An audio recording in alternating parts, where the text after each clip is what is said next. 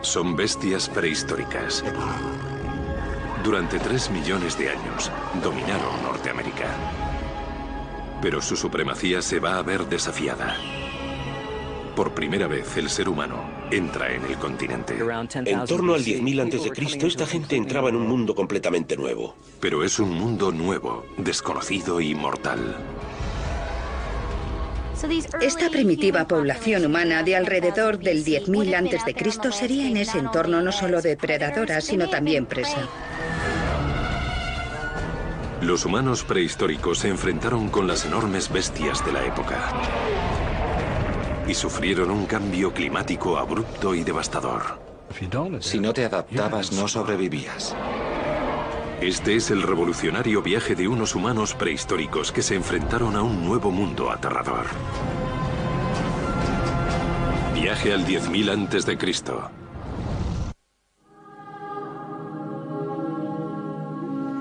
Es el final de la última gran edad de hielo, conocida como el Pleistoceno. Una época en la que glaciares de gran extensión cubrían el hemisferio norte. La mayoría de los científicos creen que los humanos prehistóricos han vivido prácticamente por toda la masa habitable de la Tierra. Pero una frontera permanecía intacta: las Américas. Cuando se piensa en la historia de las Américas, mucha gente habla de los colonizadores, incluso de Colón o Jamestown. Pero hay que reconocer que realmente hubo un periodo en la historia en el que hubo gente que se aventuró en esta tierra y absolutamente nadie más vivía en ella. Imagina mirar alrededor y no ver hogueras en el horizonte, ni ningún animal recién matado, ni ninguna prueba, cualquiera que sea, de que haya otros humanos. Sería probablemente una sensación sobrecogedora. Durante más de un siglo, los científicos han intentado resolver el misterio de cómo y cuándo los humanos llegaron por primera vez al Nuevo Mundo y qué peligros encontró esta gente prehistórica. Si determinamos el escenario ambiental en que tuvo lugar, podemos entender mejor cómo se adaptaron a este mundo esencialmente nuevo. Lo que intentamos entender es por qué no murió esa gente. ¿Cómo sobrevivió al 10.000 a.C.?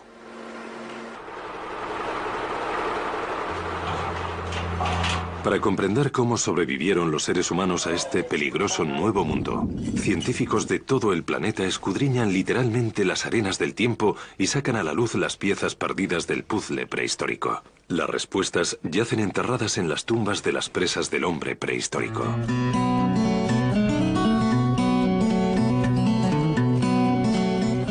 Cerca de la Universidad Central de Washington, el Dr. Pat Lubinsky y su equipo buscan los restos de esos monstruos prehistóricos. Cada verano venimos con un equipo de estudiantes y científicos de varias disciplinas diferentes, como arqueología, paleontología y geomorfología. Tenemos 8 semanas para intentar conseguir toda la información que podamos antes de que se nos acabe el tiempo, para poder aprender lo máximo posible acerca del pasado desde esa pequeña ventana. Los científicos cavan una serie de agujeros cuadrados y escudriñan laboriosamente la Tierra. Es un trabajo un poco detectivesco. Puedes encontrar pequeñas pistas y cada una de ellas te ayuda a descubrir algo que pasó anteriormente. Como en el CSI, es como una escena detectivesca. Hay que intentar deducir toda la información posible a partir de pequeñas pistas que puedas encontrar.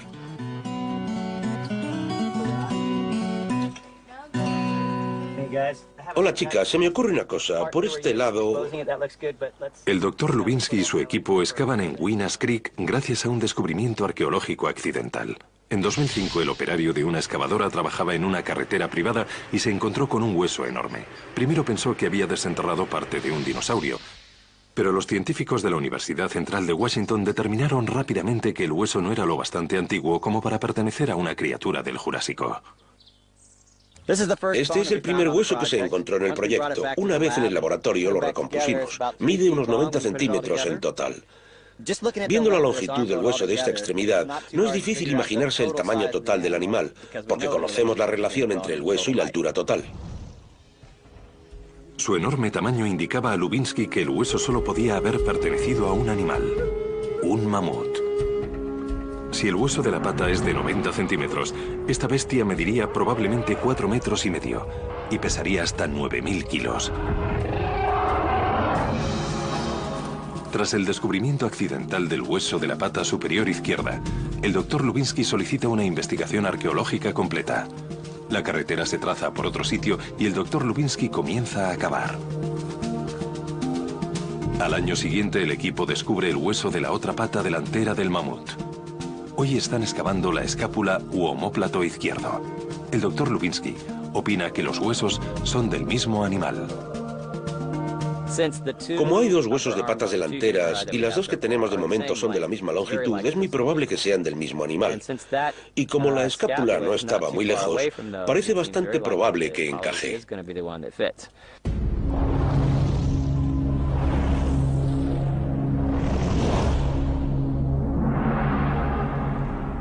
Los fósiles más primitivos de mamut que se han encontrado tienen unos 3 millones de años. Hay varias especies de mamuts, pero ninguno es tan grande como el mamut de Columbia. Llamado así por Cristóbal Colón, el mamut de Columbia solo se encuentra en Norteamérica y es la mayor bestia que ha pisado la Tierra desde los dinosaurios. Avanzaba pesadamente por la llanura, consumía más de 300 kilos de hierba al día. El mamut de Columbia pasaba unas 20 horas al día comiendo. Imagina estar en el campo y ver una cosa de esas, o una manada. No es solo que sean enormes, sino que tienen unos enormes colmillos que le salen de la cara. En realidad, los colmillos son dientes. Son los incisivos del animal. Comienzan a desarrollarse cuando nace y siguen creciendo durante toda su vida. Se sigue discutiendo para qué los usaban exactamente, pero yo creo que sin lugar a dudas estaban al servicio del apareamiento. Dos enormes machos alfa se enfrentan por un territorio o por una hembra.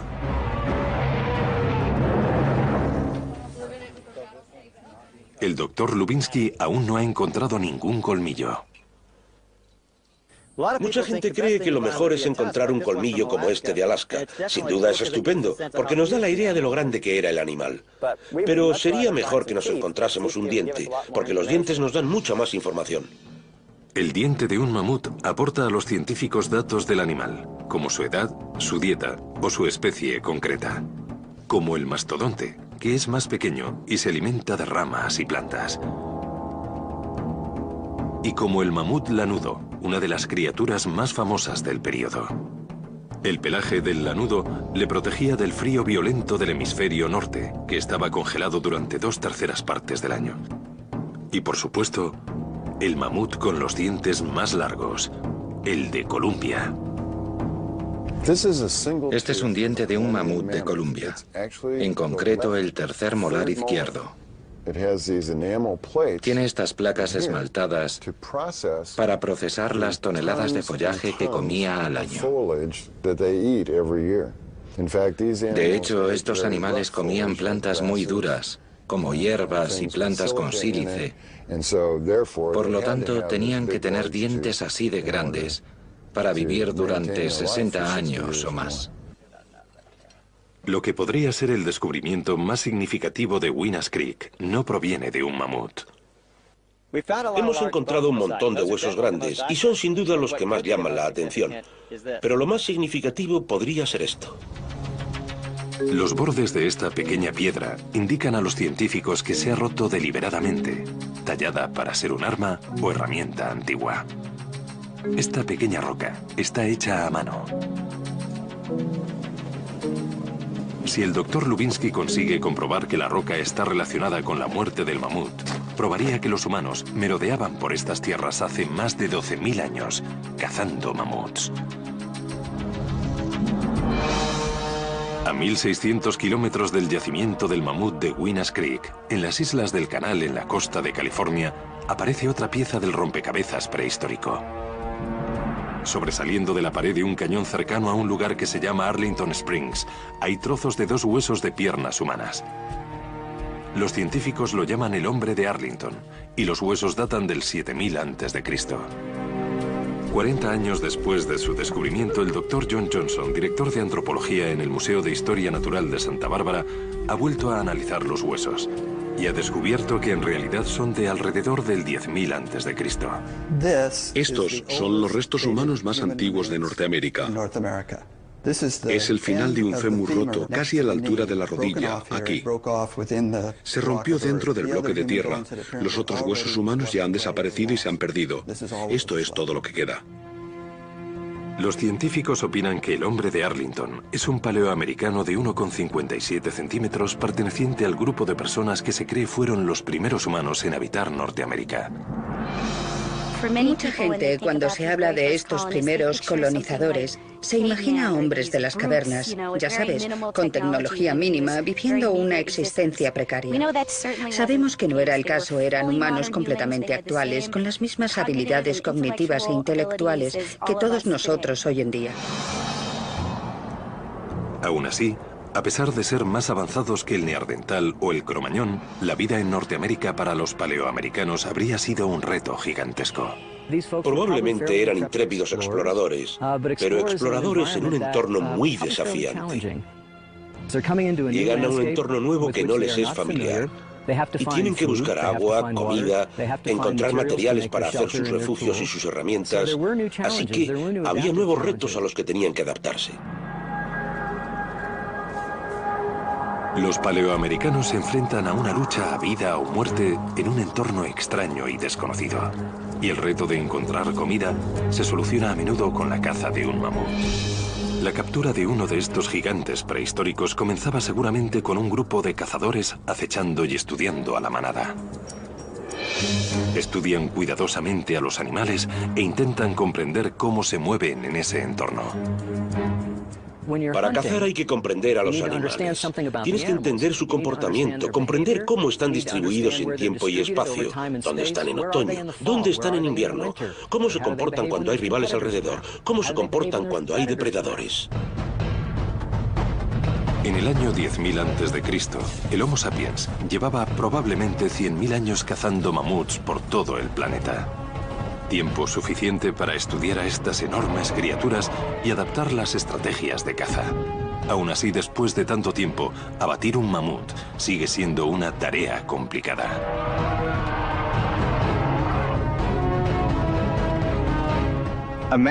Imagina enfrentarse a un mamut, un bicho de 3 a 4 metros de altura.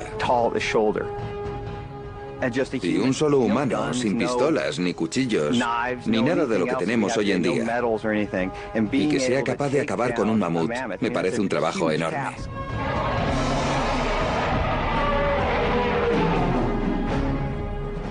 Si lo piensas, cuando vas de caza quieres reducir riesgos. Quieres reducir el riesgo de volver a casa con las manos vacías. Y quieres reducir el riesgo de ni siquiera volver a casa. Sin embargo, es un riesgo que hay que correr. Una caza triunfal asegura una cosa: la supervivencia.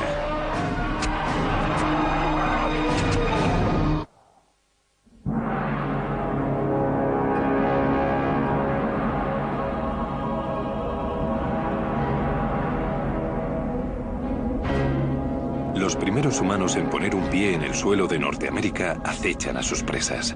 Se les llama paleoamericanos y están hambrientos. Los paleoamericanos del 10.000 a.C. eran fundamentalmente cazadores y recolectores. Cazaban animales grandes, animales pequeños, probablemente dividían el mundo entre lo comestible y lo no comestible, y si era comestible iban a por ello. Se sabe que los paleoamericanos comían bayas y raíces vegetales, pero hoy quieren carne. Van a cazar al mayor animal de la Tierra desde el dinosaurio, el mamut.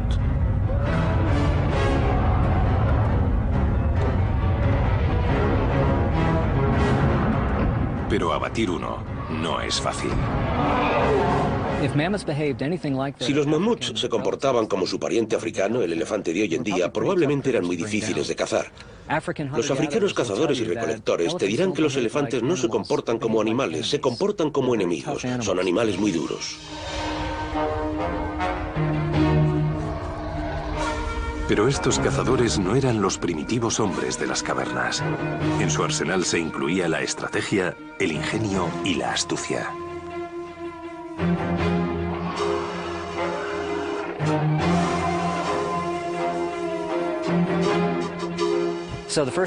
Así que los primeros americanos, actuales Homo sapiens como nosotros, llegaron totalmente equipados para adaptarse al entorno. Complicado como era, lo consiguieron gracias a que tenían el mismo instrumento que nosotros en cuanto a capacidad cerebral. Quizá no tuviesen el bagaje actual, porque hemos acumulado mucho conocimiento desde entonces, pero seguro que eran muy expertos y se adaptaban hábilmente al entorno. Los cazadores estudiaban la manada y escogían a su objetivo. Planeaban el ataque para que comenzara en un cañón, donde los movimientos del animal son restringidos.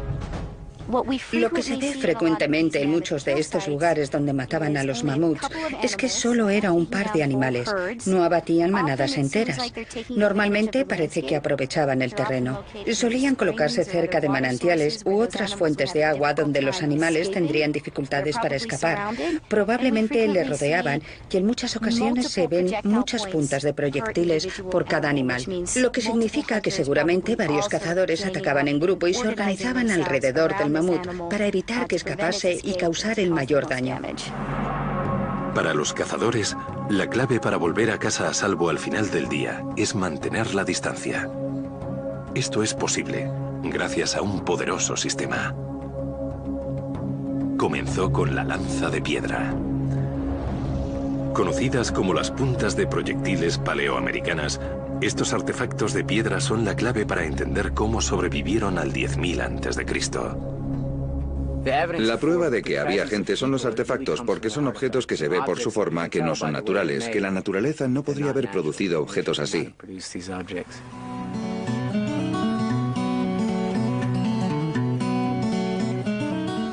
La doctora Nicole Wagespack y el doctor Todd Surovell, arqueólogos de la Universidad de Wyoming, dirigen un grupo de científicos en una excavación paleoamericana. Estamos en una excavación paleoamericana.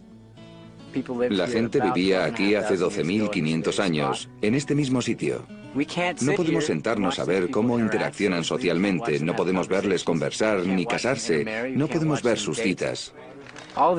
Todas estas cosas que intentamos saber, hay que descubrirlas de una forma muy extraña, a través de sus restos, lo que ha quedado en la Tierra. Podría parecer imposible imaginar una organización social a raíz de la distribución espacial de rocas rotas enterradas en la Tierra. Pero hay pistas que podemos usar, y cada trocito de información que conseguimos, incluso el artefacto más insignificante, nos da a conocer algo que ocurrió en la prehistoria. Durante los últimos 10 años, los doctores Wagespack y Surovell han descubierto más de 70.000 artefactos paleoamericanos. 70.000 artefactos es mucho.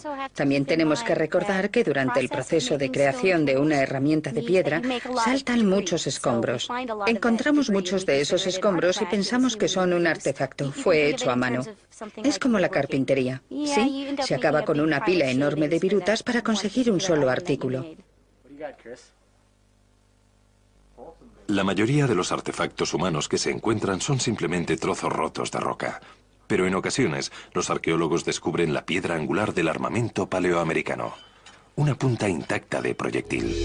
Se llaman puntas de proyectiles Clovis, porque en Clovis, Nuevo México, los arqueólogos descubrieron por primera vez estos artefactos en 1932. A los que trataban las piedras se les llama artesanos de la talla del sílex y eran unos trabajadores extremadamente habilidosos. De verdad crearon obras de arte maravillosas. Los artesanos de la talla del sílex comienzan con un trozo grande de material en crudo. Una roca grande como esta de obsidiana.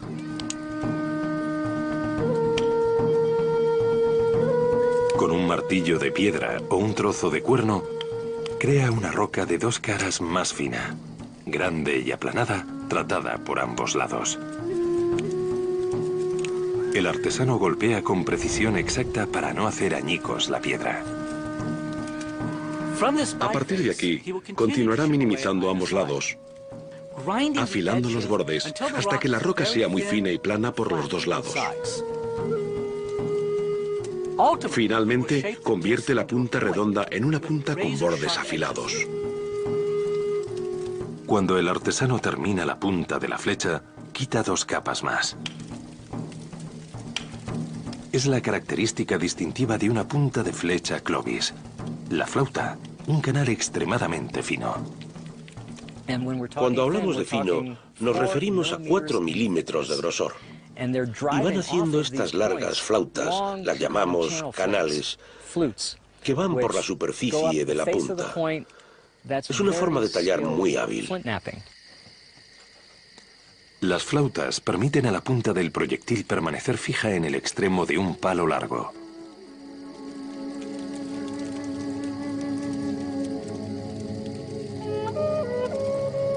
La lanza, con una piedra afilada como punta de proyectil, ya está lista para cazar. Para maximizar la fuerza del cazador se utiliza un dispositivo de lanzamiento especial denominado Atlatel. Un Atlatel mide unos 30 centímetros. Tiene un mango en un extremo y una espuela en el otro. La espuela encaja en la lanza. Con un Atlatel, el cazador puede lanzar un arma a la distancia de un campo de fútbol a una velocidad de 90 kilómetros por hora.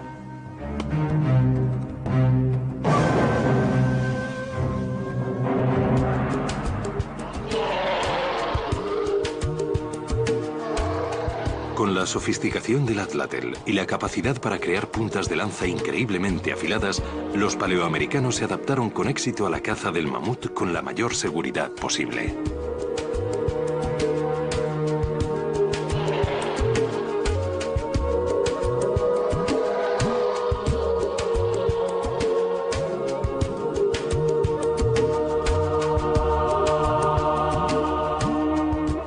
Creo que lo que hacían era sincronizar su ataque y lanzar las armas a la vez.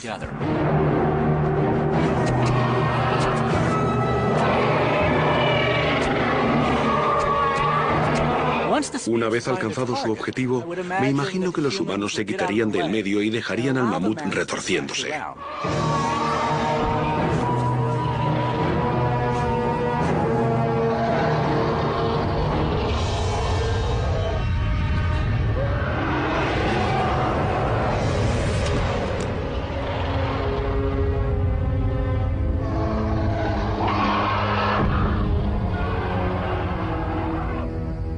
Mientras el animal moría lentamente, es probable que los cazadores le siguieran hasta que estuviera tan débil que pudiesen acercarse con seguridad y administrarle el golpe de gracia.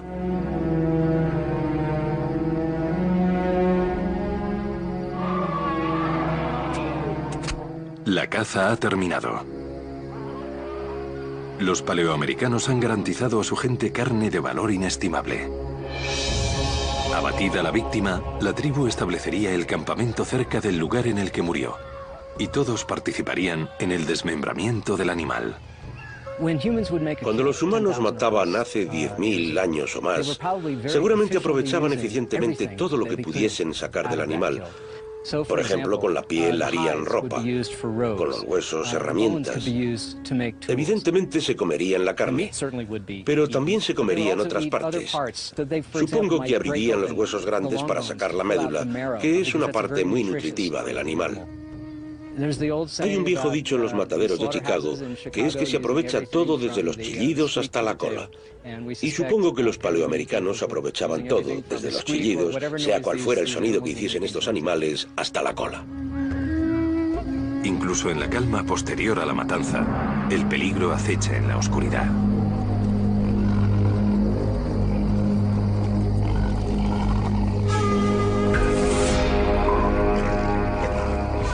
Supongo que cada carnívoro y carroñero en 150 kilómetros a la redonda olería el hedor y querría formar parte del festín.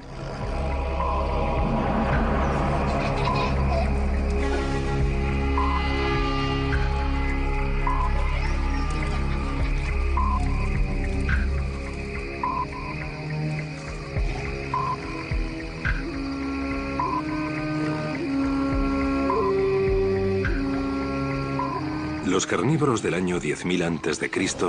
merodean alrededor.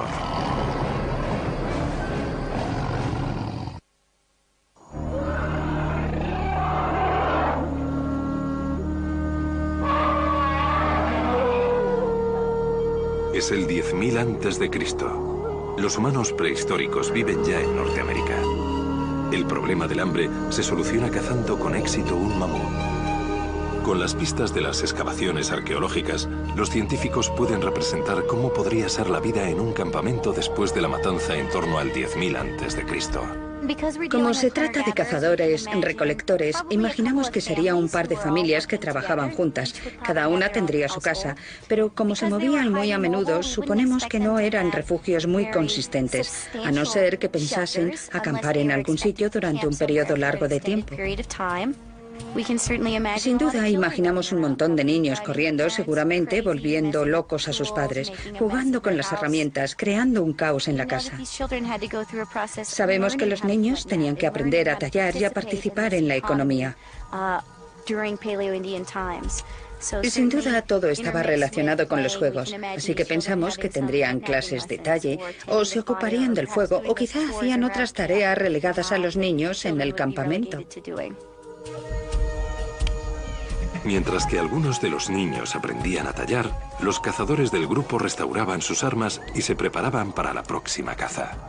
Pero en el campamento también se daban otros usos a las puntas de los proyectiles de piedra. Nos imaginamos las puntas de flecha que usaban para matar, grandes, enormes, de gran calibre, aunque en realidad también las usaban para abrir los caparazones de las tortugas. También sabemos que las usaban como cuchillos, así que seguramente cultivarían plantas con ellas. Su habilidad para derribar a los mamuts no significa, no obstante, que los paleoamericanos solo cazasen estos gigantes. En sus emplazamientos hemos encontrado ciervos, caribús, tortugas, conejos, por supuesto, todos ellos abatidos con las mismas armas. Así que no hay que asumir necesariamente que las utilizasen solo para los más grandes. Cuando me imagino un campamento de cazadores-recolectores o un campamento paleoamericano, me gusta pensar que estaban sentados alrededor del fuego contando historias, riendo, bromeando, pasando el tiempo, haciendo lo que hace la gente. Una de las cosas que sabemos de los cazadores y recolectores y de la gente en general es que somos animales muy sociales. Disfrutamos de la compañía de otra gente y eso nos da la oportunidad de hacer las cosas importantes que hacen los humanos. Cotillear unos de otros, hablar, contar historias de los demás, exagerar las historias de los animales enormes que hemos cazado, esas cosas que le gusta hacer a la gente. No importa lo relajado que parezca el ambiente del campamento. Un enemigo oculto acecha. Vigilar constantemente es el único modo de sobrevivir en el año 10.000 a.C. Había muchos carnívoros, probablemente interesados en la matanza que acababa de tener lugar. Cuando matas a un animal tan grande o a un grupo, los carroñeros se sienten atraídos. Carnívoros como la bestia de largos colmillos Smilodon, más comúnmente conocida como dientes de sable.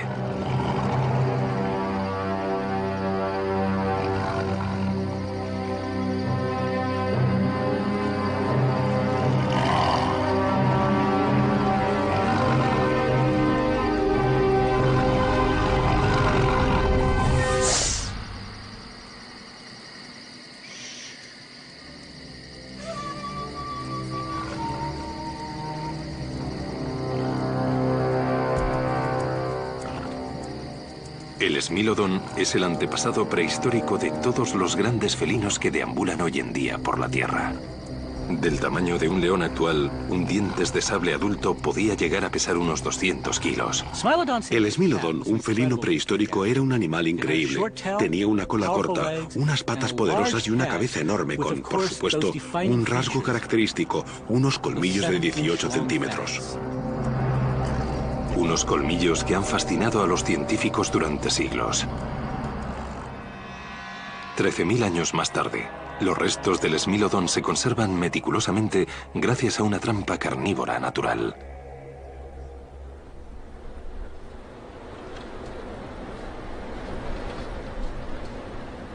El Dr. Christopher Shaw lleva excavando los restos del dientes de sable en el rancho La Brea Tar Pits en Los Ángeles, California, desde 1969.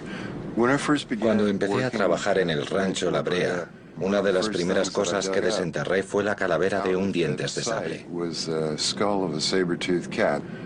En esta parte de Los Ángeles, el petróleo se filtra desde la tierra y se estanca en charcas poco profundas en la superficie. Los animales venían y se quedaban atascados en estas piscinas de asfalto, pegados, y no podían escapar. Acababan muriendo. Y los huesos, cuando se habían descompuesto, quedaban conservados en el propio petróleo. La presión tectónica empujaba el petróleo a la superficie. Los poros en los sedimentos que cubrían el petróleo permitían que se formase una charca encima de la tierra. Las trampas de alquitrán tan efectivas que se formaban de manera natural en el Rancho La Brea son extremadamente poco comunes. Estas trampas son el cementerio más famoso del mundo de algunas de las enormes criaturas prehistóricas más fascinantes. Como el oso de cara corta, que era 2 veces más grande que el actual oso pardo. El oso perezoso gigante, tan grande como un coche pequeño. El camello occidental, que evolucionó en las Américas y después migró a Oriente Medio. Los lobos Canis dirus, que cazaban en grupo y generalmente abatían presas mucho más grandes que ellos. Y por supuesto, el tigre dientes de sable y el mamut.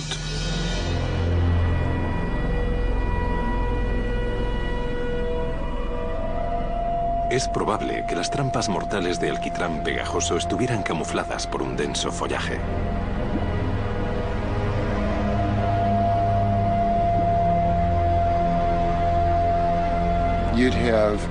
Un herbívoro pasaba confiado por esta zona, pongamos un mamut, y se atascaba en quizá 5 u 8 centímetros de asfalto, enlodado, luchando por salir, pero no puede. Y al final, lo que ocurre es que se cansa y se tumba hasta morir, si tiene suerte.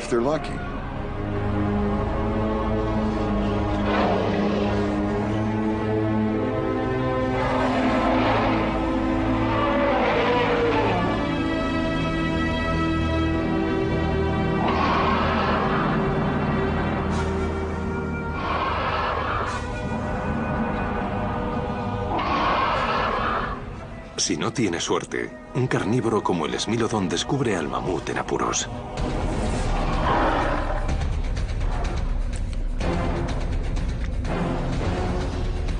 Pronto, otros carroñeros se unen al festín desenfrenado. Pero el alquitrán no se casa con nadie.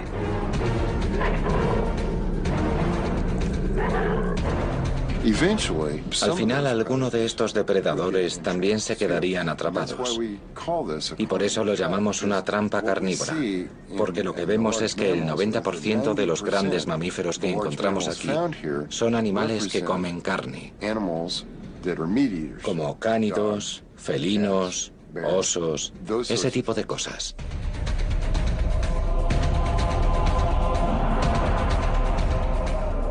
Decenas de miles de años después, científicos como el Dr. Shaw se enfrentan a este amasijo de huesos en las fauces pegajosas de la trampa de alquitrán y la recopila en el Museo George C. Page en el Rancho La Brea.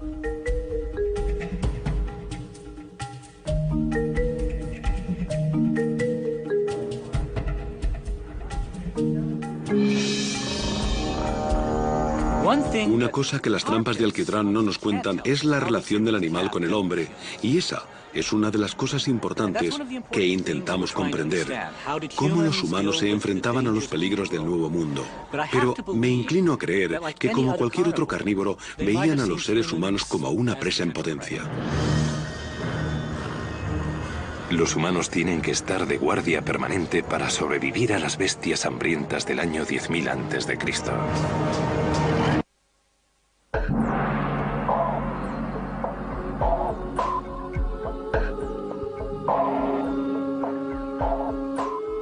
Los primeros humanos que pusieron el pie en Norteamérica aprenden a sobrevivir en el 10.000 a.C. El peligro está en todas partes.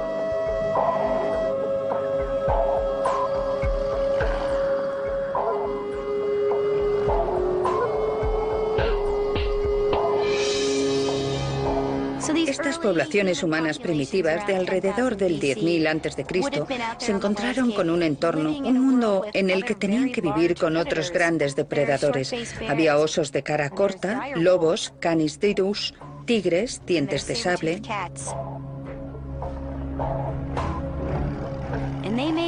Y aparecían como una especie muy sabrosa e ingenua.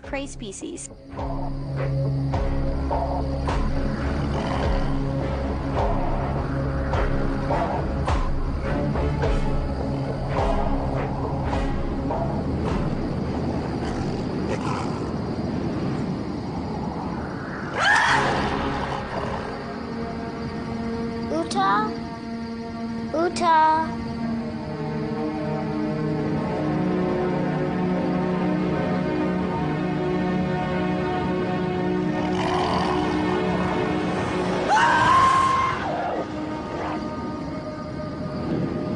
Uta. No hay pruebas definitivas de ataques a humanos, y los restos paleoamericanos siguen siendo muy infrecuentes. Literalmente se pueden contar con los dedos de una mano, quizá con un par de dedos más, los restos de esqueletos que superan los 10.000 años de antigüedad. Sospechamos que en parte se debe a que esta gente se mudaba mucho. No enterraban a sus muertos en cementerios como los que conocemos hoy. Además, es difícil enterrar a un ser humano sin una pala. Muchos eran en realidad entierros en lo alto. El cadáver se colocaba en los árboles. Si haces eso, los restos no perduran. Los carnívoros y carroñeros vienen y limpian todo muy bien. Pronto, los paleoamericanos tendrán que seguir adelante. Los cazadores-recolectores no se quedan mucho tiempo en un mismo sitio, porque si lo hacen, cazan a todos los animales y recogen todas las plantas. Hay que avanzar. Los registros arqueológicos sostienen esta alta frecuencia de movimiento. Las puntas de los proyectiles paleoamericanos se llaman Clovis por Clovis, Nuevo México, donde se descubrieron por primera vez. Estas puntas se han encontrado por todo el continente, desde las Islas Canal en California, donde se han descubierto los humanos más antiguos, hasta la costa este, en las orillas de la península de Delmarva, la masa continental que forman Delaware, Maryland y Virginia. De hecho, se han descubierto más puntas Clovis en la costa este que en cualquier otra parte del país. Muchas se han encontrado aquí, en las orillas de la bahía de Chesapeake. Cuando se piensa en los paleoamericanos y el periodo Clovis, la mayoría de la gente lo relaciona con el sudoeste, pero no con la región de la bahía de Chesapeake. El caso es que hay más yacimientos Clovis en la región de la bahía de Chesapeake que en el estado de Nuevo México. Hay más de 400 enclaves Clovis en un área de 160 kilómetros alrededor de Washington, D.C. y probablemente solo un par de docenas en las montañas rocosas en el oeste. Por tanto, aquí está el centro de la actividad en la costa este. Tradicionalmente, los científicos han creído que los humanos prehistóricos llegaron a Norteamérica cruzando el puente de Beringia, desde Siberia. Debido a los bajos niveles del mar, la tierra entre los dos continentes, conocida como Beringia, no estuvo inundada durante la última edad de hielo. Alrededor del 10.000 a.C., los científicos creen que los glaciares que cubrían Canadá comenzaron a derretirse y se abrió un pasillo sin hielo, permitiendo a los humanos acceder por Canadá al sur del continente. Pero si los Clovis entraron al continente de esta forma, ¿por qué la mayoría de los yacimientos está en la costa este? En los años 80, el doctor Dennis Stanford, del Instituto Smithsonian, viajó a Siberia para solucionar el rompecabezas. Esta es una punta de un proyectil Clovis, encontrado en la península de Delmarva en Maryland, y representa a los que pensábamos que fueron los primeros americanos. Y por supuesto creíamos que los primeros americanos habían venido de Siberia. Así que esperábamos que al llegar a Siberia encontraríamos la tecnología ancestral de la flauta de dos caras. ¿Y quién lo iba a decir? Cuando llegamos allí empezamos a comprender la tecnología siberiana era totalmente diferente. Las puntas de los proyectiles y cuchillos estaban hechas de marfil, huesos o cuernos, y usaban microláminas intercaladas con ranuras. Pequeños fragmentos de roca se incrustan en ranuras en el hueso o el cuerno, creando un filo con cortes. Los arqueólogos dicen que esta tecnología de Siberia tiene 30.000 años. Es una filosofía totalmente diferente en fabricación de puntas de proyectiles. Y realmente nos sorprende que no hayamos visto nada que podamos considerar antepasado de Clovis. Empezamos a pensar que quizá Clovis tenga un origen distinto a Siberia. Para el Dr. Stanford, esto presenta dos posibilidades. O la tecnología Clovis evolucionó en el mundo nuevo, o un grupo diferente de prehistóricos entró a las Américas por un paso alternativo. En 1998, en un yacimiento paleoamericano en Cactus Hill, Virginia, aparece una pista. Las puntas de proyectiles descubiertas aquí se asemejan mucho a las de la tecnología Clovis. La punta de proyectil de la izquierda es una punta Clovis encontrada en la península de Delmarva. Le han quitado las capas del canal. La punta de la derecha es la de Cactus Hill. Parece que se ha fabricado de la misma forma, excepto que no tiene la flauta. No le han quitado las capas del canal. La tercera punta se llama Salutrea. Parece que se ha fabricado de la misma manera que las de Cactus Hill, Virginia, pero fue encontrada en el sudoeste de Francia. Como se puede ver, la fabricación es muy similar. De hecho, la tecnología utilizada es la misma, no solo la forma. La única diferencia es que la flauta Clovis no aparece en la Salutrea.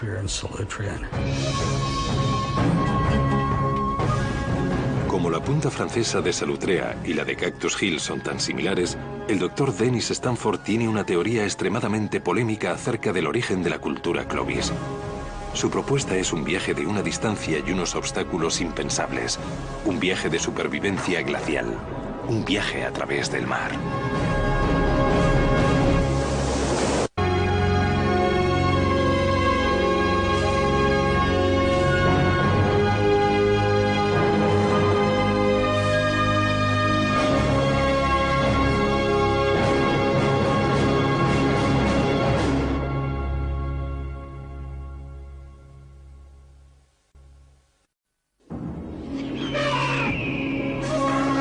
Son bestias prehistóricas. Durante 3 millones de años dominaron Norteamérica. Pero su supremacía se va a ver desafiada. Por primera vez, el ser humano entra en el continente. En torno al 10.000 a.C., esta gente penetraba en un mundo completamente nuevo. Un mundo nuevo, desconocido y mortal. Esta primitiva población humana de alrededor del 10.000 a.C. sería en ese entorno no solo depredadora, sino también presa. Los humanos prehistóricos se enfrentaron con las bestias enormes de la época y sufrieron un cambio climático abrupto y devastador. Si no te adaptabas, no sobrevivías. Este es el viaje revolucionario de unos humanos prehistóricos que se enfrentaron a un mundo nuevo aterrador. Viaje al 10.000 a.C., episodio 2.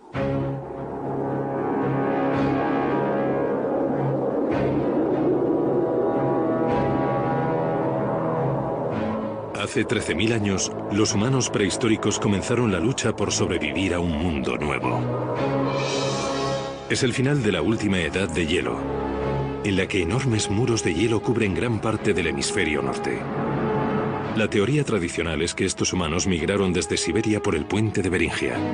Pero en 1998, en Cactus Hill, Virginia, unos científicos descubrieron puntas de proyectiles que recordaban a los utensilios de piedra utilizados por un pueblo llamado Salutrea. El problema es que esos utensilios se encontraron a 8.000 millas de Siberia, en el sudoeste de Europa. En el sudoeste de Francia y el norte de España encontramos exactamente la misma clase de puntas de proyectiles que en Cactus Hill, Virginia, y son de la misma época. Hay tantas similitudes entre los utensilios y la tecnología que empezamos a pensar que hubo un contacto cultural o una migración de Europa, el sudoeste de Europa, a Norteamérica. Lo que desconcierta a algunos científicos es cómo un pueblo prehistórico de Europa pudo sobrevivir a tan dramática migración. Para el doctor Stanford, la clave se encuentra en las paredes de unas cuevas cercanas a Marsella, Francia. Los hombres paleolíticos europeos eran buenos artistas. Sabemos mucho de los animales que cazaban porque era lo que dibujaban principalmente en las cuevas. Bisontes, ciervos, caballos y por supuesto focas, morsas, también peces abisales. Peces abisales. No se pescan con una lanza desde la playa. El doctor Stanford cree que solo hay una teoría lógica de cómo llegaron de Europa a Norteamérica. Cuando se tienen barcos, cambia toda la dinámica de los movimientos de los seres humanos, porque los océanos, los ríos, los lagos dejan de ser barreras y se convierten en autopistas. Te puedes mover rápidamente por el agua si tienes la capacidad y el equipo necesario. Para mí es evidente que en el 10.000 a.C. una idea tan buena se expandió por todo el mundo. Muchos científicos creen que los humanos prehistóricos utilizaron barcos cuando poblaron Australia hace 40.000 años. En esa época el nivel del mar era más bajo y la distancia entre las masas de tierra más corta. Si aceptamos la hipótesis de que los humanos prehistóricos viajaban por todas partes en barco, aunque sea especular, podemos imaginarlos cruzando el Atlántico Norte desde Europa. Antes de aventurarse al mar, los primeros cazadores sobreviven aprovechándose del hielo en la orilla. Andaban durante kilómetros y kilómetros sobre el océano de hielo. Las focas, por supuesto, abrían pequeños agujeros en la superficie para salir a respirar aire fresco.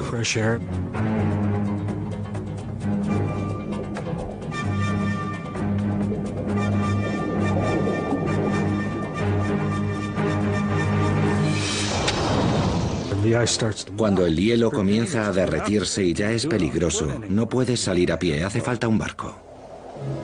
Las naves serían probablemente simples estructuras de madera con un casco recubierto por pieles de animales, con capacidad para seguramente 15 o 20 personas. Alrededor del 10.000 a.C., los niveles del mar son más bajos que actualmente, e Inglaterra y Francia están conectadas, creando una península que sobresale dentro del Océano Atlántico. Estamos en la edad de hielo, y el hielo cubre esta península prehistórica. Desde ahí, los humanos habrían seguido el hielo hasta Norteamérica. Estos tipos cazaban en los bordes helados.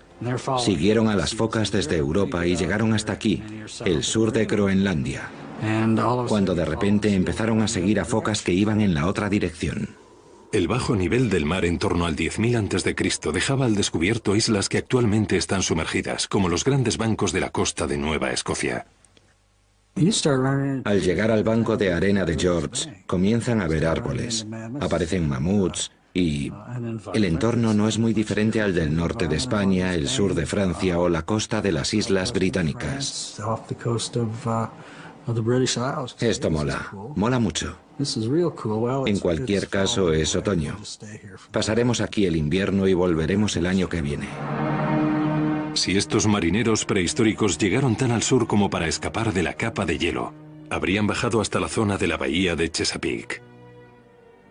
El viaje habría sido de poco más de 3.000 kilómetros, menos de la distancia de Siberia a Clovis, Nuevo México, donde se descubrieron por primera vez las puntas de Clovis. Aún así, muchos científicos creen que habría sido imposible para los humanos prehistóricos sobrevivir a tal viaje. Si realmente cruzaron el océano Atlántico y llegaron con éxito a estas costas, dejando de lado el hecho de que atravesar el Atlántico en la edad de hielo no era una tarea fácil, esperaríamos ver en los descendientes rasgos genéticos europeos.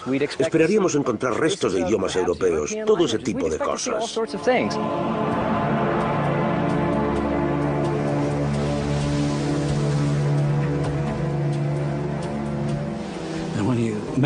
Cuando haces un barco lo haces al borde del agua. Cuando lo usas no lo pones a 300 kilómetros de la costa en tierra firme. Y cuando el nivel del agua creció, la inundación se llevó por delante los primeros barcos. De hecho, las primeras evidencias físicas de barcos datan de hace 7 o 9.000 años. ¿Y quién lo iba a decir? Es entonces cuando el nivel del agua dejó de crecer. Vaya. Si los humanos prehistóricos intentaron y sobrevivieron al viaje desde Europa, el Dr. Stanford cree que se habrían asentado en la zona de Maryland y Virginia, esparciéndose desde ahí por el resto del continente. Con el tiempo, la tecnología tallando piedras evolucionó. Un cazador inteligente desarrolló la capacidad de quitar los canales de la punta del proyectil. Ha nacido la tecnología Clovis y se ha dado un paso de gigante hacia la supervivencia en el 10.000 a.C. Actualmente el arqueólogo Darren Lowery rastrea la región de la bahía de Chesapeake en busca de yacimientos Clovis. Pero mientras busca rastros de su presencia, también descubre pruebas de su desaparición. En toda la península del Marva, las pruebas del pueblo Clovis paleoamericano desaparecen a partir de una capa de tierra en concreto. Una capa de hace 13.000 años, alrededor del 10.000 a.C. Para algunos arqueólogos, el perfil del suelo en las costas de Chesapeake señala dónde y cuándo vivieron los prehistóricos. Desde la superficie actual hasta el fondo de la capa oscura han pasado 11.000 años. Unos 60 centímetros más abajo es donde vivían los paleoamericanos hace 13.000 años. Para los científicos, el misterio es lo que pasó entre medias, durante esos 2.000 años. Aquí vivían los Clovis. En esta base, los que estaban hace 11.000 años. Así que en esta capa tenemos 13.000 años. Aquí 11.000 años. ¿Cómo explicamos esto? Para entender del todo lo que ocurrió y conocer el destino de los paleoamericanos Clovis, los científicos necesitan volver al 10.000 a.C.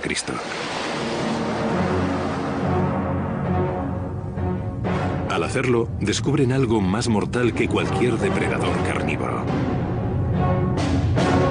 Uno de los fenómenos climáticos más misteriosos, devastadores y abruptos de la historia de la humanidad.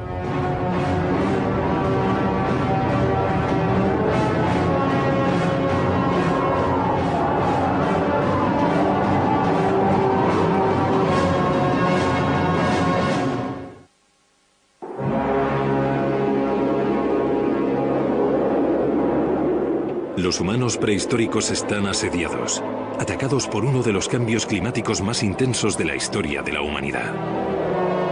Alrededor del 10.000 a.C., gran parte del territorio de Maryland y Virginia estaba envuelto en tormentas de arena mortales. Para comprender qué provocó un cambio climático tan dramático, hay que saber lo que le ocurre a la Tierra durante una edad de hielo.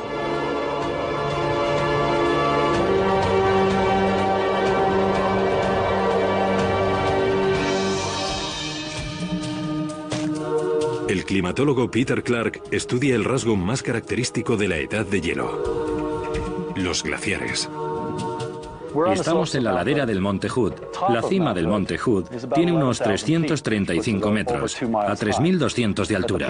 En la plenitud de la última edad de hielo, las capas heladas que cubrían Norteamérica, por ejemplo, estaban más de 1,5 kilómetros más altas que el Monte Hood y tenían una gran extensión en esa altitud, desde la costa oeste de Canadá hasta la este de Nueva Inglaterra. Los científicos creen que al comienzo de la edad de hielo se formaron varios glaciares diferentes en las montañas del norte de Canadá. Después de miles de años, estas enormes paredes de hielo se fundieron y avanzaron como una sola. Los científicos la llaman la capa de hielo laurentina, debido a que sepultó las montañas laurentinas. Un glaciar como la capa de hielo laurentina es nieve supercompacta. La nieve se acumula, se hace más y más densa hasta que se convierte en hielo. Si los veranos son frescos, el hielo no se derrite. Al acumularse más nieve, glaciares como la capa laurentina comienzan a desplazarse por el efecto de su propio peso. Esta enorme capa de hielo empezó a avanzar hacia el sur dirección a Estados Unidos. E inicialmente era bastante continua, larga y curvada, desplazándose hacia abajo. Una vez que llegó a la región de los Grandes Lagos, el hielo empezó a avanzar sobre ellos como lóbulos de hielo. Cada lóbulo de hielo viaja a diferente velocidad, dependiendo del clima local y las condiciones de la superficie. La capa laurentina llega hasta aquí. Sin embargo, pronto la Tierra empezó a calentarse y los glaciares comenzaron a retirarse. Durante este periodo de calentamiento, los humanos y la fauna gigantesca se aprovecharon de un ecosistema muy próspero. Pero alrededor del 10.000 a.C., el clima global cambia abruptamente y la supervivencia humana se encuentra repentinamente en peligro. Para descubrir por qué sucedieron estos abruptos cambios, el Dr. Ed Brooke examina núcleos helados. Un núcleo helado es un cilindro de hielo que recogemos perforando las capas polares congeladas con una herramienta especial y obtenemos este cilindro de hielo de aspecto inmaculado. Tiene unos 3 kilómetros de longitud y podemos aprender todo tipo de cosas midiendo la composición química del hielo. El Dr. Brooke ha recogido núcleos de hielo en glaciares de Groenlandia y la Antártida. Para conocer el clima al que los humanos prehistóricos tuvieron que enfrentarse en torno al 10.000 a.C., el Dr. Brooke estudia tanto el hielo como el aire atrapado en su interior. Definitivamente, el hielo no es solo agua congelada. Hay bolsitas de aire en el hielo polar con pequeñas burbujas que contienen atmósferas muy antiguas. No hay mucho aire, pero el suficiente para obtener buenas mediciones de muchas de las cosas que nos interesan. Una de ellas es el gas invernadero, el metano. En el hemisferio norte, los pantanos y ciénagas producen naturalmente gas metano. Cuanto más húmedo y templado es el clima, más metano se produce. Para examinar el aire que los paleoamericanos y los mamuts respiraban, el Dr. Brooke corta varias capas de hielo de 13.000 años y las derrite en condiciones controladas. Cuando queremos analizar una muestra, cogemos las piezas que necesitamos y las cortamos para que tengan el tamaño adecuado. Las llevamos al laboratorio, las colocamos con cuidado en contenedores de vacío, donde las encerramos herméticamente y sacamos el aire del laboratorio para que solo quede hielo con burbujas. Los contenedores con hielo sellados al vacío se sumergen en un baño caliente. Al derretirse el hielo, las burbujas de aire suben y se extraen. En ese punto, el reto es sacar el aire de las burbujas sin contaminar la muestra. La última vez que estas burbujas de aire flotaron libremente, los paleoamericanos tallaban puntas de proyectiles y los mamuts vagaban por la Tierra. Estas pequeñas bolas de cristal del pasado permiten a los científicos echar un vistazo a la historia climatológica de la Tierra. La cantidad de metano en el hielo es reveladora. ¿Puedo ver el resultado? Lo que vemos es que el metano en estos núcleos helados varía muy abruptamente. Por el cambio del metano, estamos bastante seguros de que hubo un cambio climático global en todo el mundo. Un cambio climático rápido y violento. Después de cientos de años de calentamiento, los reducidos niveles de metano, entre otros factores, indican a los científicos que la Tierra se enfrió repentina y rápidamente y volvió a las condiciones de la edad de hielo. Los científicos lo denominan Dryas reciente, por una flor ártica que floreció durante ese periodo. Se invirtió la fortuna geológica, por así decirlo. El mundo dejó de calentarse de repente, y por un breve periodo, en términos geológicos, en torno a 1000 años, el hielo volvió a avanzar. Volvieron las condiciones glaciales, y en muchos sentidos fue una sorpresa para las plantas, los animales, y probablemente también para el hombre. El clima en el hemisferio norte se volvió seco y frío. En algunas zonas, el viento invernal levantó sedimentos secos sueltos, devastando el entorno con enormes tormentas de arena, dejándolo completamente inhabitable. En ese momento, los humanos prehistóricos y todas las especies del planeta tienen que adaptarse o morir.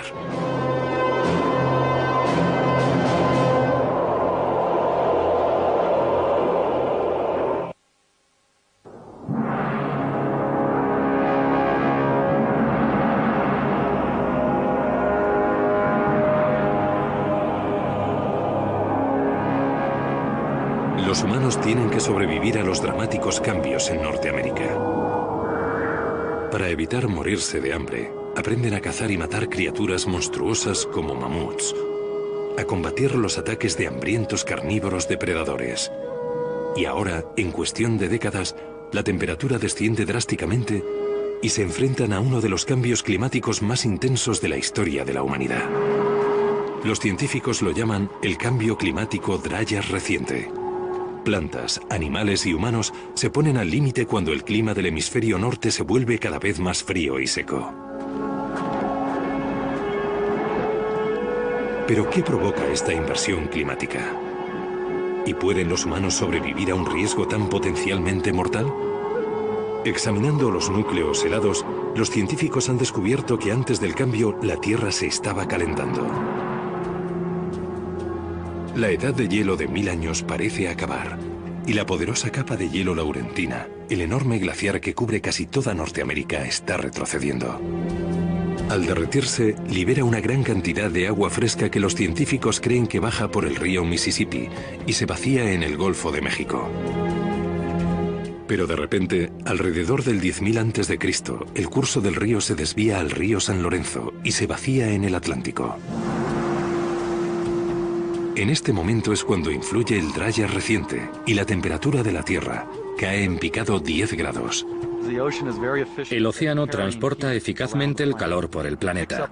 Recoge el calor en las latitudes bajas de alrededor del Ecuador y las corrientes oceánicas que avanzan hacia el norte lo transportan por el agua. En su viaje hacia el norte, parte del agua se evapora, pero la sal queda. Cuando el agua llega al Atlántico, el océano está significativamente más salado. El agua salada es densa y se hunde. Las corrientes profundas llevan ese agua más fría y salada al sur. Cerca del Ecuador, el agua se calienta, sube y comienza de nuevo el ciclo. Si esa corriente se corta, dejará de llegar calor a esa zona. La temperatura caería en picado de inmediato y el clima cambiaría espectacularmente. Eso es exactamente lo que la mayoría de los científicos creen que ocurrió alrededor del 10.000 a.C. Las enormes cantidades de agua fresca que llegaban al Atlántico del deshielo de la capa de hielo laurentina diluyen la salinidad del agua del océano y evita que se hunda y viaje al sur hasta el Ecuador. El sistema transportador del Atlántico se corta y el calor tan necesario deja de subir hasta el hemisferio norte. Por eso la temperatura se desplomó una media de 10 grados. ¿Pero por qué el agua derretida cambió de dirección? Los científicos opinan que al retirarse la capa laurentina, uno de los lóbulos formó una presa o tapón, desviando el agua derretida al Mississippi. Finalmente, el lóbulo retrocedió y la presa se rompió, provocando que una inmensa cantidad de agua fresca avanzase por el río San Lorenzo hasta el Atlántico. De repente, una enorme masa de agua fría se vierte en el Atlántico. Cuando eso ocurrió, trastocó todos los mecanismos climáticos de todo el planeta. En toda la Tierra las temperaturas cambiaron dramáticamente. En el norte de Europa, los bosques se convirtieron en tundra helada. Las tormentas de arena en los desiertos asiáticos enviaron toneladas de sedimentos a la atmósfera. Los glaciares crecieron en lo alto de las montañas del hemisferio norte, encerrando mucha del agua fresca del planeta. El clima en Norteamérica se hizo frío y extremadamente seco. Alrededor de Delaware, Maryland y Virginia, en una zona llamada la península de Delmarva, el viento invernal levantó sedimentos de polvo que sofocaron el ambiente. Los intensos vientos que soplaban por este valle recogieron el cieno fino, distribuyéndolo por todas partes. Es como cuando hay un periodo de sequía y el granjero labra su campo, se ve una nube de polvo detrás de él. Imagina una nube de polvo durante 800 o 1000 años, quizá 1100 años.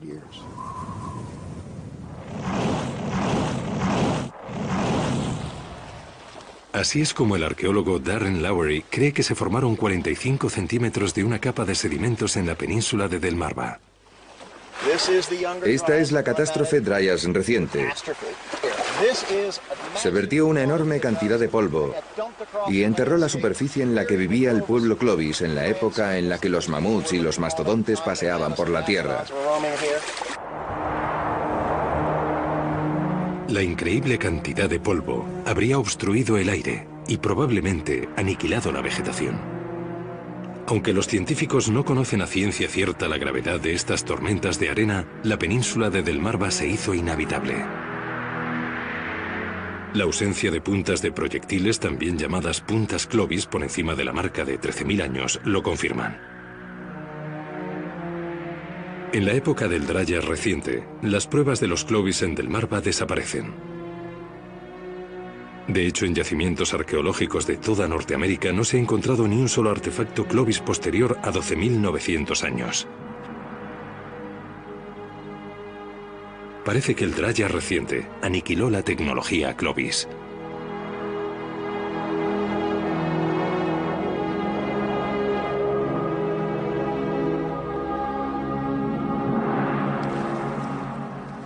Los científicos aún no han encontrado esta gruesa capa de polvo fuera de la península de Delmarva. Pero seguro que el pueblo Clovis paleoamericano notó estos efectos del cambio climático y la caída de la temperatura en otras partes de Norteamérica. El Dryas reciente podría haber sido el obstáculo más difícil al que los humanos han tenido que adaptarse desde su llegada al Nuevo Mundo, pero parece que fueron los animales del Pleistoceno los que realmente sufrieron sus efectos.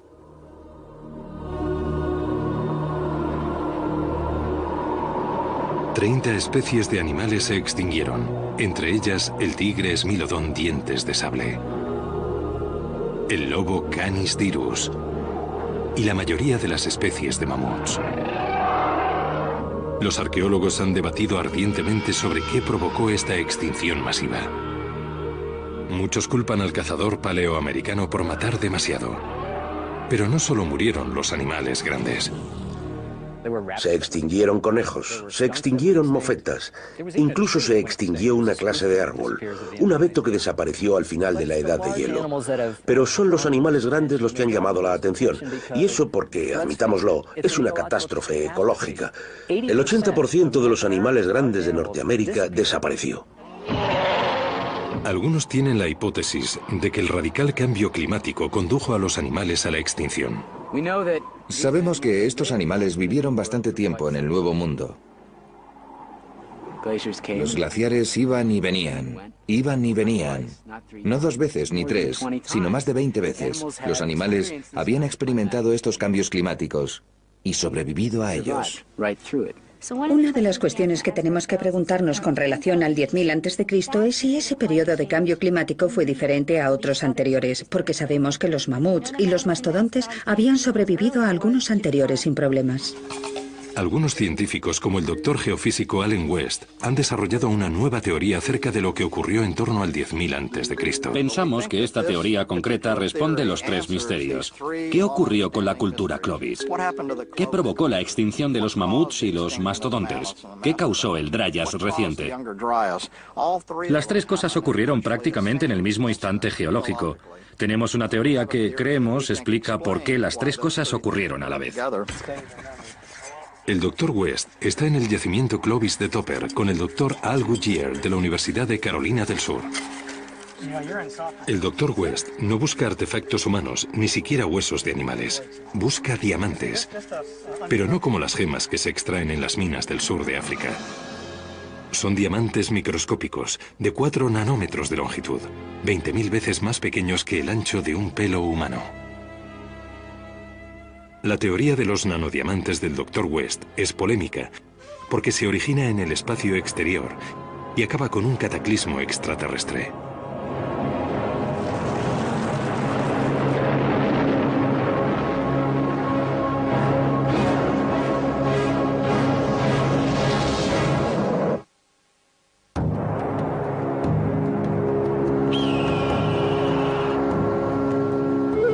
En el momento en que los humanos prehistóricos pueblan por vez primera las Américas, la temperatura de la Tierra se desploma y el planeta se sumerge en una larga edad de hielo de 1000 años llamada Dryas reciente. Todas las especies son puestas al límite, incluidos los primeros humanos que pisaron tierra norteamericana, a quienes los científicos llaman paleoamericanos o Clovis. Me inclino a creer que los paleoamericanos que lucharon contra el intenso choque del cambio climático hicieron cualquier cosa por sobrevivir al 10.000 a.C., incluso si eso significaba comer lo que fuera. Las pruebas de los Clovis desaparecieron hace 12.900 años. Pero no solo sufrió la gente.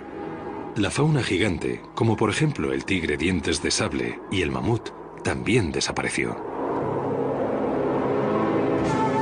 Ellos, junto con otras 30 especies de animales, se extinguieron.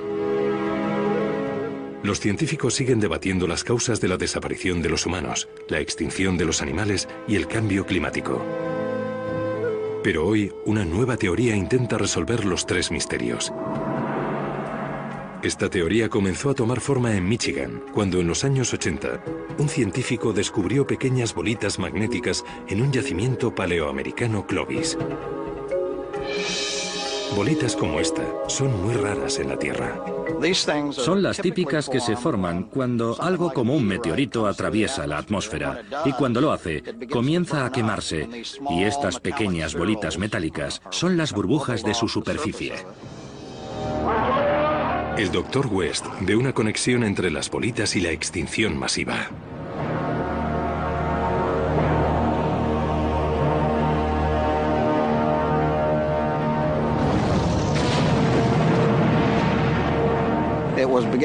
Empezaba a parecerse a lo que había ocurrido con los dinosaurios cuando un meteorito enorme se estrelló contra la península del Yucatán y los aniquiló. En fin, nos preguntamos si podría haber ocurrido aquí lo mismo. Tenemos un amplio abanico de pruebas y todos esos animales gigantes se extinguieron. Así que el Dr. West comenzó a buscar pruebas. Viajó a muchos yacimientos Clovis famosos del continente, como Alberta, Canadá, donde se piensa que estaba la entrada del pasillo sin nieve. Las Islas del Canal, en California, donde se han descubierto los restos de los humanos más antiguos de Norteamérica. Clovis, Nuevo México, donde los arqueólogos descubrieron las primeras puntas de proyectiles. En todos estos sitios descubrió las pequeñas bolitas magnéticas. En el 2002, el Dr. West hizo su primer viaje al yacimiento Topper en Carolina del Sur. Extraje este poderoso imán, que saca granos del sedimento.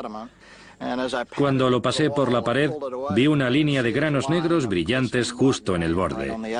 Fue como meter un gol para un científico. Ese es el equivalente. La emoción del descubrimiento y poder decir, madre mía, también están aquí. Ahora sabemos que esta cosa se extendió por todo el continente, del Atlántico al Pacífico, en cada sitio que hemos mirado entre la frontera de México y en Canadá. Los científicos pronto descubrieron dos piezas más que suponían pruebas contundentes. El Dr. James Kennett de la Universidad de Santa Bárbara en California descubrió una de ellas. El Dr. Kennett se unió al equipo que investigaba el cometa y examinó muestras de otros yacimientos Clovis. Rápidamente descubrió algo realmente inusual: nanodiamantes. Uno de los momentos eureka que he tenido, de hecho uno de los más importantes, fue cuando descubrí los nanodiamantes. Sugiere algún tipo de impacto extraterrestre que provocó la presión necesaria. La presión extremadamente alta que se necesita para formar diamantes. Aunque cuando se extinguieron los dinosaurios encontraron diamantes, no estaban dentro de estas cosas. Estas bolas de carbono son únicas y nadie sabía que existían. Un puñado de estas bolitas de carbono contenían más diamantes, más nanodiamantes, que todos los granos de arena de cada playa del planeta. Fue absolutamente sensacional, cuatrillones de ellos. Con tantas pruebas indicando un cataclismo que podría haber sido el responsable de la aniquilación de los humanos prehistóricos y los animales, el Dr. West reclutó a la doctora Luann Becker, cuya especialidad es la extinción relacionada con los impactos. En su laboratorio, la doctora Becker descubrió una sustancia llamada fullereno en las muestras del Dr. West. Nombrado así por el científico que lo descubrió, Buckminster Fuller, el fullereno se encuentra de forma natural en el espacio exterior. En realidad es polvo espacial, eso es lo que es. Cuando las estrellas explotan y llega carbono a nuestro sistema solar, con él viene el fullereno. El fullereno se pega a los asteroides, cometas que a veces acaban estrellándose contra planetas como la Tierra. El fullereno se encontraba cuando ocurrió lo de los dinosaurios, hace 65 millones de años, y ahora lo encontramos en este suceso de hace 13.000 años. Por supuesto, los escépticos a la teoría del cometa tienen una duda importante. Si algo de tal tamaño y magnitud explotó contra la Tierra, ¿dónde está el cráter? Bueno, si hubiese chocado contra la Tierra sólida, habría dejado un cráter, pero si chocó contra una capa de hielo, habría quedado un agujero que, por supuesto, se habría derretido, y todas las pruebas nos llevan a creer que eso fue lo que ocurrió.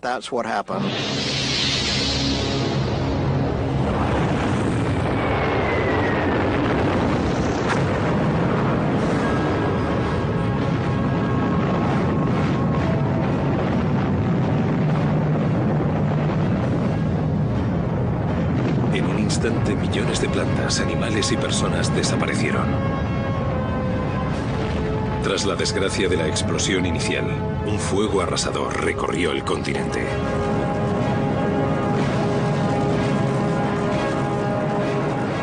Muchos animales habrían muerto instantáneamente como resultado de la explosión, completamente incinerados. Pero la biomasa ardiente, el fuego salvaje que devastó el campo, habría destruido el hábitat de los animales y su comida. Y como estos grandes animales necesitaban comer constantemente, hay quien argumenta que esto fue lo que condujo directamente a la extinción de la fauna gigante. Estoy convencida de que hubo un suceso extraterrestre que acompañó a esta grave extinción. Creo que lo hace único es que podemos relacionarlo directamente con un cambio de clima muy dramático. Los teóricos del cometa creen que podría haber habido un impacto extraterrestre que desplazara el lóbulo glacial y acabara desviando el agua al Atlántico, frenando el sistema de transporte oceánico. Cuando eso ocurre, la temperatura baja, los glaciares vuelven a avanzar y surgen fenómenos como las tormentas de arena. El Dr. West y su equipo siguen reuniendo pruebas para convencer a la comunidad internacional de su teoría. En la ciencia se valoran las hipótesis polémicas. Hay que ser capaz de decir, sí, tengo pruebas de esto, y permanecer firme ante el tribunal de la ciencia. Puedo demostrarlo. Como la idea del impacto del asteroide. Es genial hablar de ella, pensar sobre ella, pero veamos las pruebas antes de que nos emocionemos demasiado. Podrían pasar años hasta que sepamos si la teoría del cometa supera el escrutinio científico. Pero haya impactado o no un cometa, la mayoría de los científicos creen que el Dryas reciente ocurrió con consecuencias seguramente devastadoras para la vida en la Tierra, definitivas para los animales que desaparecieron. Pero por supuesto queremos saber qué ocurrió con el pueblo Clovis. Los restos de puntas de proyectiles Clovis de los paleoamericanos desaparecieron a partir del año 12.900. Hasta que en 1928 unos arqueólogos descubrieron unas puntas de proyectiles cerca de Folsom, Nuevo México, muy similares a las puntas Clovis. Pero aunque la punta Folsom tenía la clásica flauta Clovis, había dos diferencias importantes. La primera es el tamaño de la flauta. La punta de proyectil de la izquierda es una punta Clovis. La punta de la derecha es una punta Folsom. La flauta de la punta Clovis es un tercio del tamaño de la punta. La flauta de la punta Folsom es 3/4 del tamaño de la punta. La otra diferencia es que la punta Folsom se descubrió en una capa de tierra datada en torno al 9000 a.C., mucho más joven que las puntas Clovis, que no se encuentran por encima de las capas de 12.900 años. Parece que, sea lo que pasó en ese periodo, independientemente de lo que exterminara a los animales, no aniquiló a la gente. Parece que se adaptaron con éxito al entorno inhóspito durante el Dryas reciente. Algunos científicos opinan que los paleoamericanos Clovis que vivían en la costa este habrían huido de las violentas tormentas de arena hacia el oeste. Creo que el Dryas reciente impactó profundamente al pueblo Clovis. Ocurrieron varias cosas. Una es que se mudaron, y ahí parece ser que fue cuando se esparcieron por Norteamérica. Y aparentemente lo hicieron en un periodo de tiempo muy rápido, adaptándose durante el traslado a los entornos que encontraban. El Dr. Dennis Stanford del Instituto Smithsonian sostiene que la cultura Clovis tiene raíces europeas. Pero también cree que otros humanos prehistóricos migraron desde Asia en algún momento de la historia. Estudios genéticos recientes han confirmado que el estudio del ADN de un humano prehistórico descubierto en el oeste de Estados Unidos conduce a Asia. Como sus vecinos de la costa este, estos paleoamericanos que vivían en el oeste de Norteamérica se habrían enfrentado a los mismos desafíos del 10.000 a.C. Peligrosas cazas de mamuts, depredadores hambrientos y un catastrófico cambio climático. Y la pregunta es, ¿qué ocurrió cuando se encontraron?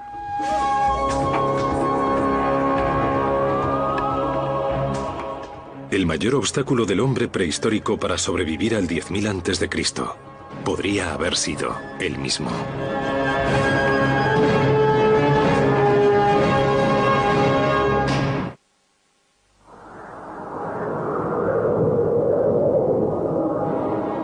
La vuelta a las condiciones de la edad de hielo provocaron que el clima global cambiase. Los primeros pobladores de Norteamérica, llamados paleoamericanos Clovis, tuvieron que adaptarse.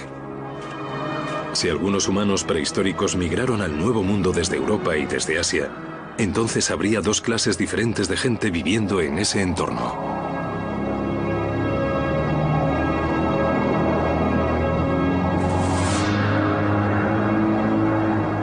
Y la pregunta es, ¿qué ocurrió cuando se encontraron? Creo que hay una alta posibilidad de que los dos líderes examinaran el aspecto del otro y hubiese habido una lucha.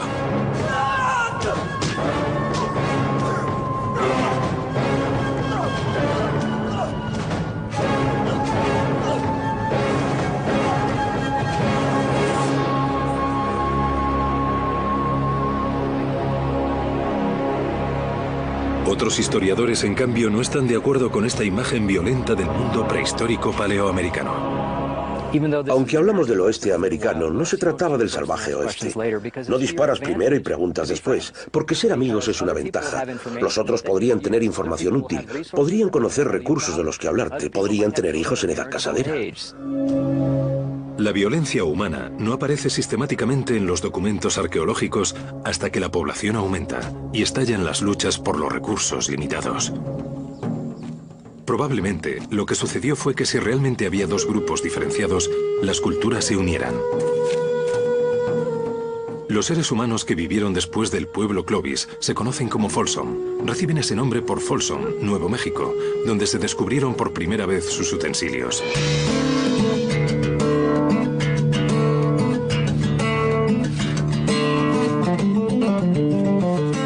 En el yacimiento Mountaineer, cerca de Gunnison, Colorado, el Dr. Mark Steiger y su equipo están excavando lo que creen que es una casa de invierno Folsom de la época del Dryas reciente. Es un periodo de cambio en el medio ambiente tanto natural como cultural. La gente se adaptaba a ese entorno natural. Muchos animales se extinguieron, pero los humanos aprendieron a reaccionar, a cambiar su estilo de vida para poder sobrevivir. Parece que el pueblo Folsom de esta zona construía estructuras semipermanentes y pasaban ahí el invierno durante un periodo de tiempo más amplio que el de sus antepasados Clovis. Aunque podría parecer una pila de pedruscos, Steiger cree que eran los cimientos de la estructura. Alrededor del perímetro construían el armazón con árboles aspen locales, como una tienda india. Después aislaban la casa con una masa de barro.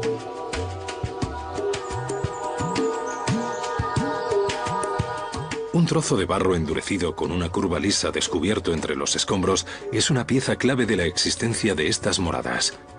La curva tiene exactamente el mismo diámetro que el tronco del árbol aspen. El hecho de que la masa, cuando se aplica y se seca, se convierta en barro, nos indica que esta estructura se construyó durante una estación muy seca, y la estación más seca por aquí es el invierno. Parece ilógico que estos primeros americanos pasasen el frío invierno de Colorado encima de una montaña. Al pasar ahí el invierno, tenían la nieve de la montaña, que provee de agua. Tenían un refugio caliente. En muchos sentidos, se está mucho mejor en lo alto de la montaña que abajo en el valle, porque nunca estás a la sombra y el sol de invierno sigue manteniendo el calor. Y la temperatura, al estar en una enorme cuenca, hace bajar el aire frío. Se está más caliente arriba, a 300 metros sobre el valle, que abajo. Y probablemente la razón más importante para estar en lo alto de la montaña es que podían ver las presas. A final de la Dryas reciente, con la vuelta a las condiciones de la edad de hielo, los paleoamericanos cazaban las únicas especies grandes que quedaban. Durante el Dryas reciente, la mayoría de la fauna gigante se extinguió, y el único animal de caza mayor que sobrevivió fue el bisonte. El pueblo Folsom se aprovechó de la abundancia de bisontes en el entorno. Se volvieron especialistas y por primera vez en la prehistoria cazaron un tipo concreto de animal para la mayoría de sus comidas. Sus utensilios reflejan esa adaptación. La punta Folsom se usa para un único propósito: la caza. La flauta es larga. Si la lanza está roma o se rompe, el cazador simplemente empujará la punta. Como una cuchilla desechable, la volverá a afilar y estará lista para cazar de nuevo. El pueblo Folsom son los paleoamericanos que acabarán asentándose en estas tierras.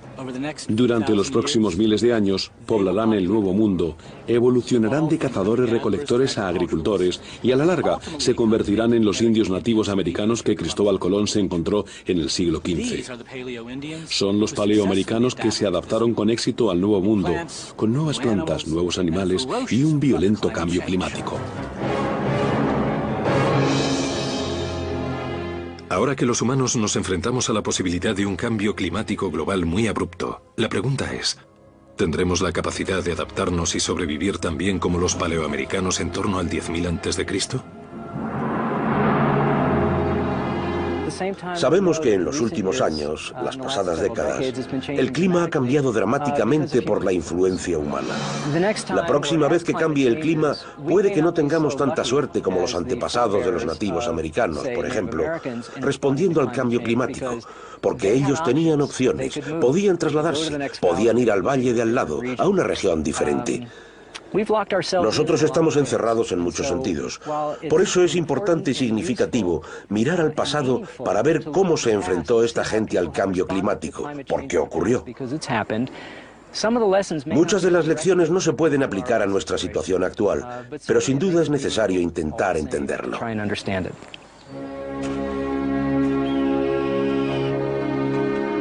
Las diferencias entre la cultura Clovis de antes de la Dryas reciente y la cultura Folsom posterior son imperceptibles.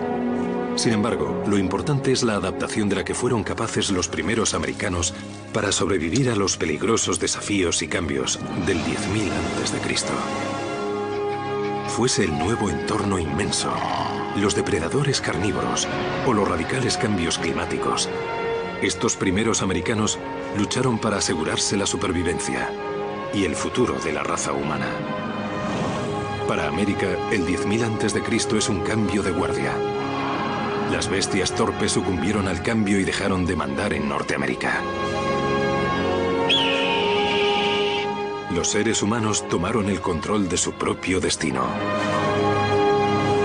y del destino del mundo.